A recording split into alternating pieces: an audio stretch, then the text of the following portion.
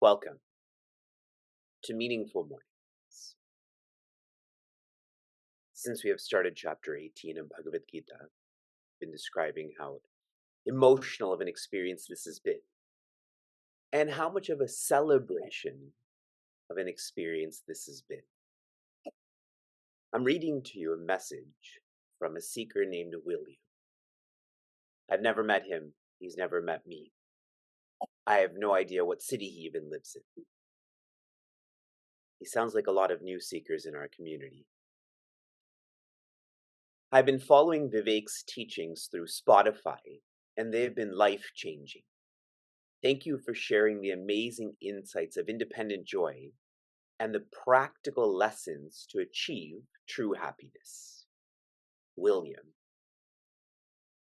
And again, I don't know him, he doesn't know me, but what's really lovely is that he followed up his words with a donation to Chinmay Mission Cleveland. Now I'm reading another seeker's message whom you do know. This is Rita from Chicago.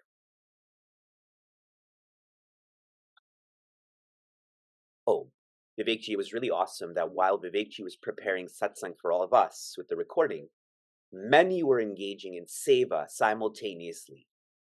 Saw messages from sevakas from our various WhatsApp groups, etc. Considering our time zones, satsang, seva, and sadhana is happening 24/7.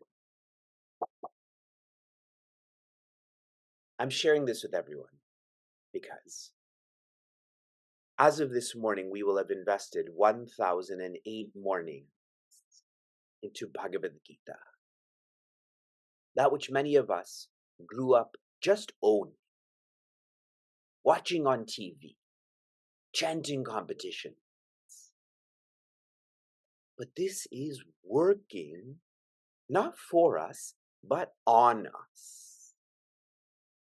That's why I read these messages from a very new seeker and from a very not new seeker. If you think of the number 1008, 360 degrees is one revolution. This is almost like our conscious personality has revolved around Bhagavad Gita. Another 360 degrees has been our subconscious personality.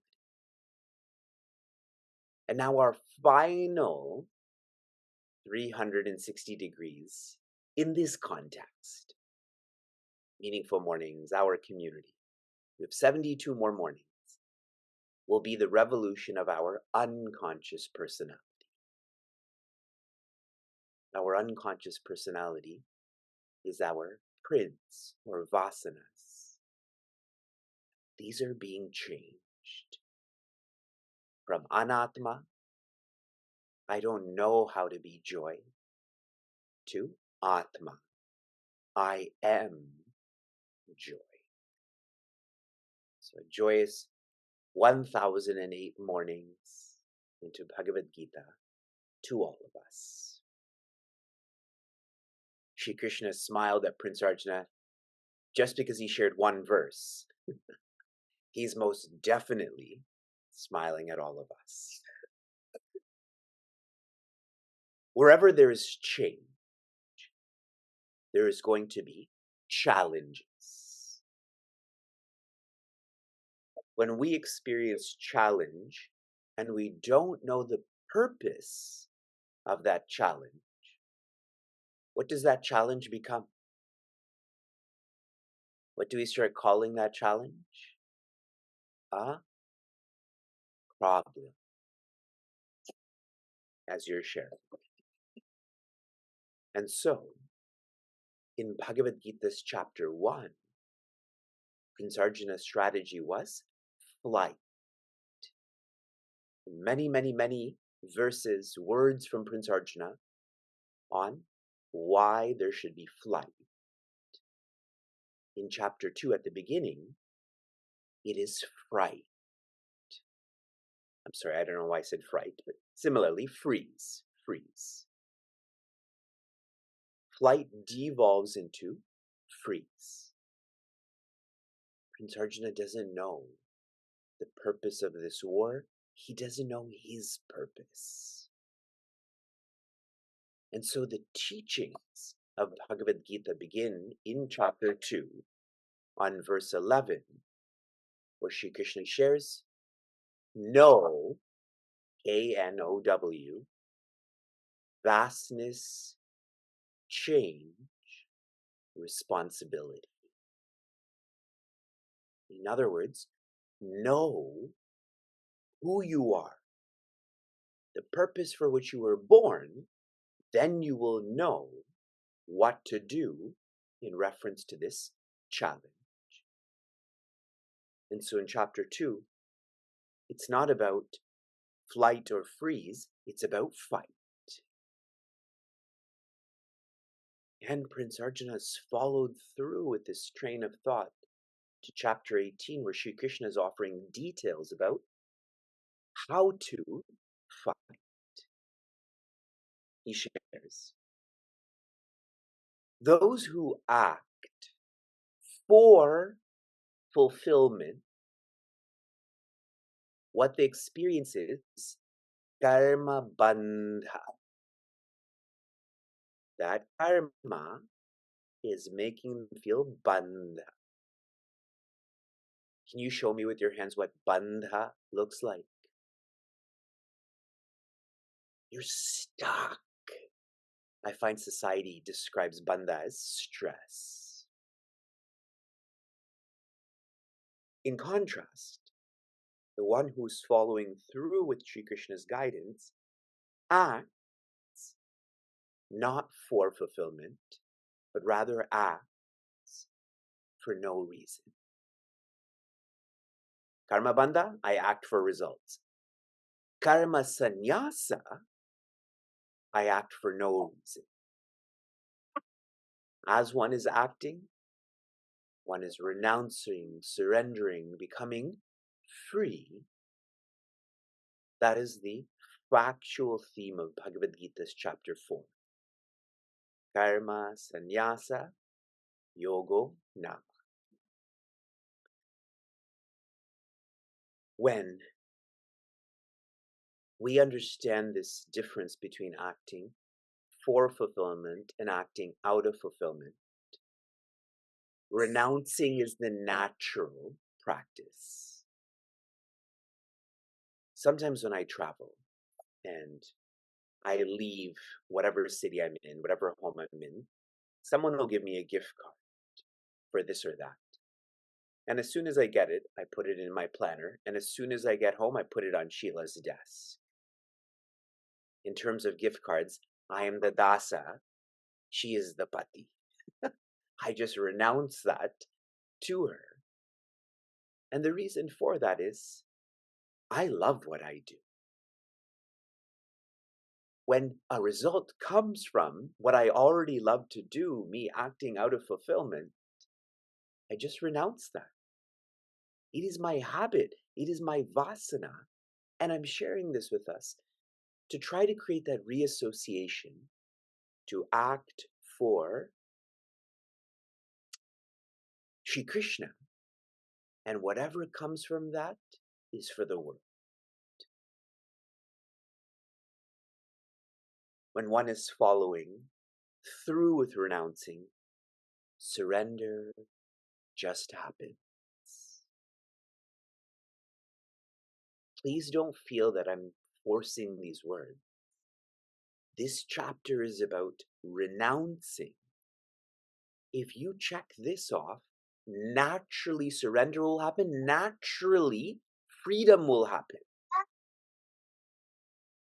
I've shared many times with all of you that if you engage in Shravana well, naturally reflection will happen, naturally contemplation will happen. Ujjaswami Tejomayananda has shared. In our journey, initially we have to do, eventually we have to allow. But for those who are micromanagers, controllers, doers, they have been trained in allowing. In verse 11 specifically, Shri Krishna is sharing, one can never renounce action. All one can do is renounce results. And so his subtle point in this verse is, this is not an external trait. It is about intention or attitude, about bhava. We shift to verse 12. As I'm shifting those who are joining through Instagram, I'm about to lose power on my phone, so join us on Facebook or Zoom.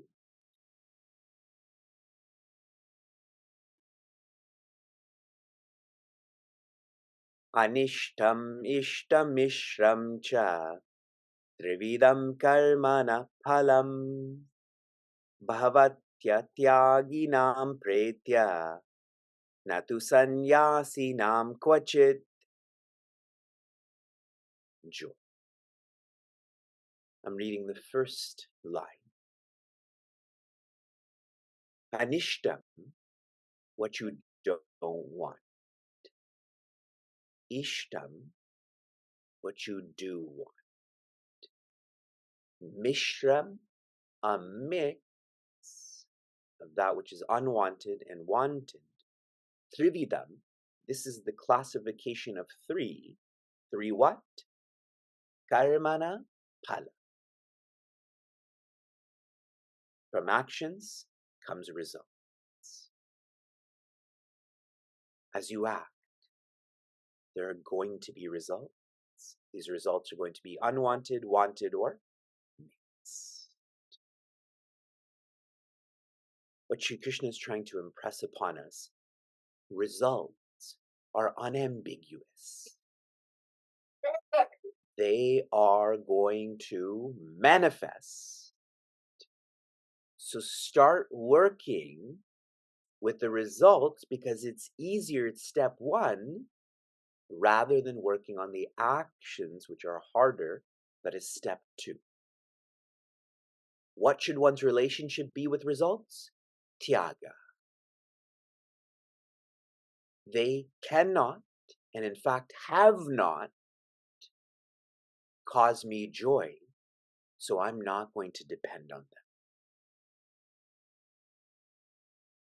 Vijayaswami Tejomayananda had shared. In life, you can get what you expect, in which case, why cry? Or in life, you get what you don't expect, in which case, why cry? If you expected it, why are you crying? If you didn't expect it, you couldn't do anything about it, so why cry? Now, the further thought is shared in the third quarter. Bhavati atyaginam pretya. Bhavati.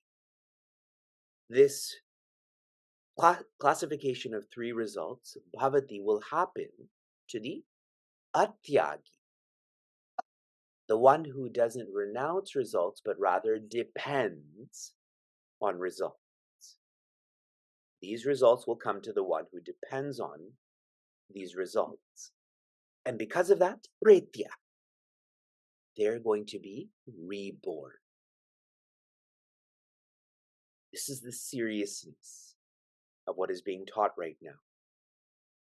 If one doesn't renounce results, they're going to have to be reborn to experience these results, whether negative, positive, or mixed. How can you want to be reborn after experiencing meaningful mornings on Bhagavad Gita for 1,008 mornings? If you want to be reborn, undoubtedly that is a sign of how dependent you are on results, how stuck you are on the world.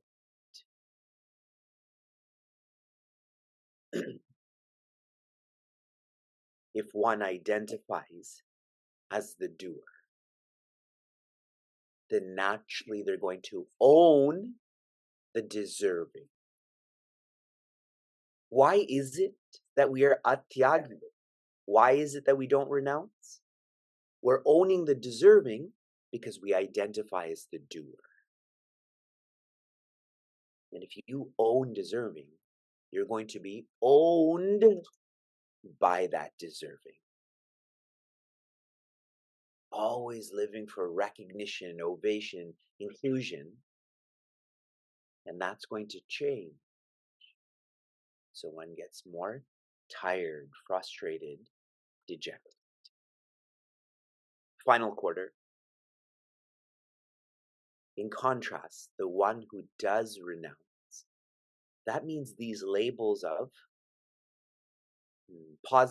negative, positive, mixed, these labels do not apply. Why? Because they are renouncing, and so that will naturally lead to sannyasa. I'm reading a portion of Puja Swami Chinmayananda's writings so that we're very aware of results are not external only, they're internal. And how much work is required towards renouncing. Fruits of action in philosophy is not only its manifested results in the material world, but also the subtle constitutional changes it leaves in the thought personality of man. Us living for results doesn't just change our outer world, it rewires our inner world. Habits are formed slowly, habits are unformed slowly. I will share more tomorrow. Today I was distracted by our coughing room, so tomorrow I'll share more. From inspiration to application. Your application yesterday was to be prepared for our effort for awe. I don't know when registration is going to start. I wished it already started, but at least it should start tomorrow. This is me subtly telling our team that they're moving too slow. However, the donation part is open. We've reached 50% of our effort for one drop. I hope we can complete that today. I have asked our Silence Retreat students, I have asked our Narada Bhakti course students to offer their dana to one drop by today. So everyone else who is feeling grateful and wants to express this as generosity, do this today, please. Your application for this morning is to revisit your relationship between relaxing and rewarding. When you are living in a disciplined, quiet way, do you offer yourself relaxation or do you offer yourself a reward? Revisit this. Shanti, Shanti, Shanti. Be joyous.